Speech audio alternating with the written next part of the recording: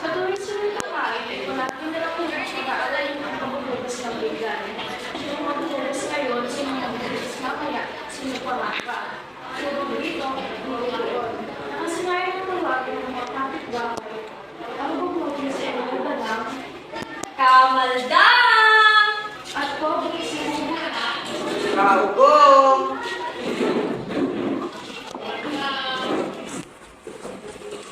Tama na!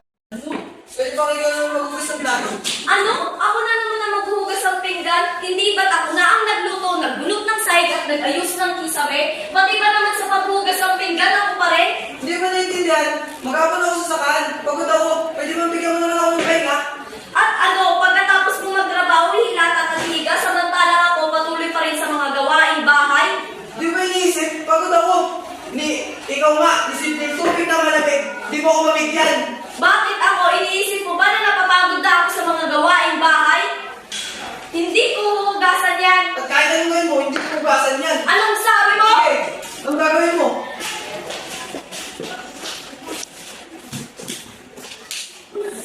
Bakit mo ako naman? Hindi ko huhugasan yan. O sige, ganito na lang. Dahil hindi tayo magkasundo sa paghugas ng pinggan, gumawa na lang tayo sa kasunduan. Anong kasunduan na naman yan? Kung sino ang mauna magsalita sa atin, siya maghugas ng mga... Kaya-kaya ko yan. Kahit isang buwan nga ang hindi magsalita. Kaya ko. Tignan natin.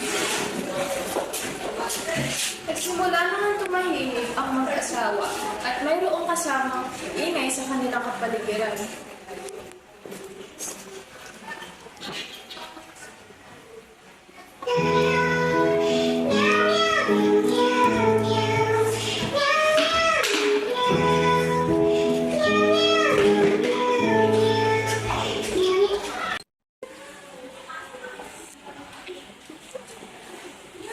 Kaugong, kamaldang, ibabalik mo ng aking hiram na Tupperware. Hindi naman ang tao. Makauli na nga lang. Kaugong, kamaldang, kaugong. Maaari ba manghiram ng batya? Ba't parang walang tao? Ba't nakabukas ang pintuan na dati hindi nila hinahayaan na mabukas? Nasaan kaya sila? Nasa kusina. Oh! Ano nangyari sa inyong dalawa? Ba't hindi kayo gumagalaw at hindi kayo nagsasalita?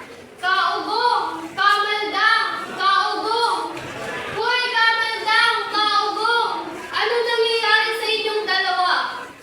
Mga kapitbahay! Mga kapitbahay! Sino ba tulog na yun? Ano nangyayari dito? Kaugong! Kamaldang! Ano nangyayari sa inyo?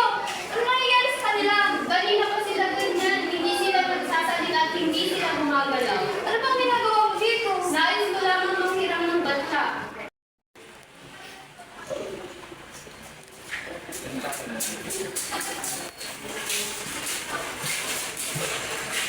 Ano nangyayari dito? Hindi namin alam. Hindi sila nagsasalita. Hindi sila gumagalaw. Ano ang gagawin natin ngayon? Tumawag kayo na pare. Pare? Oo, pare.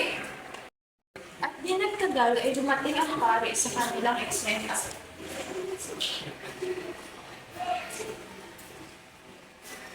Anong nangyari dito? Hindi namin alam. Hindi sila nagsasalita. Hindi sila gumagalaw.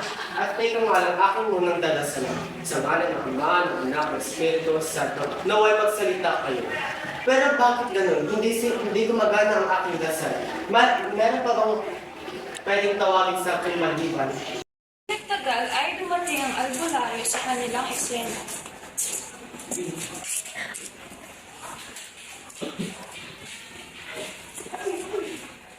Ano nangyari dito? Hindi namin alam. Hindi sila nagsasalita. Hindi sila gumagalaw. Aking nagtugong pa sa aking nangyari.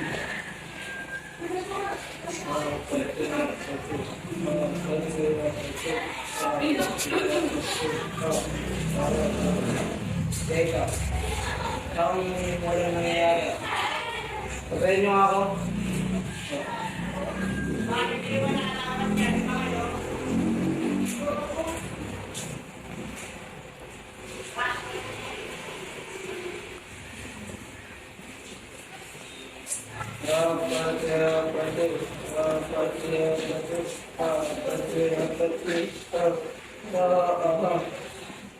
Wala talaga nangyayari.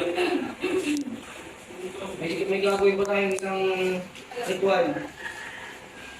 Iikot tayo sa kanila at babanggitin natin ang kanilang mga pangalan. Sabayan niyo ako.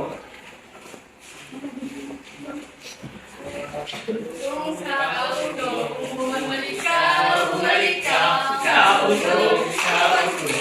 Bumalik ka, bumalik ka, sa ulo, sa ulo. Bumalik ka, bumalik ka, sa ulo, sa ulo. Bumalik ka, bumalik ka.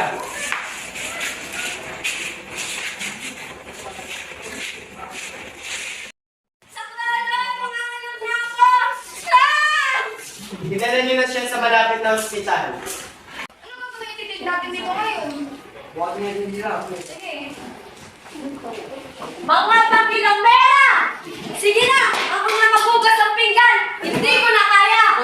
Kaya nanalo rin si Hugo at ang ibig sabihin nito ay si Imelda na ang palaging maghuhugas ng pinggan. Kaya ito ang dahilan kung bakit babae ang maghuhugas ng pinggan.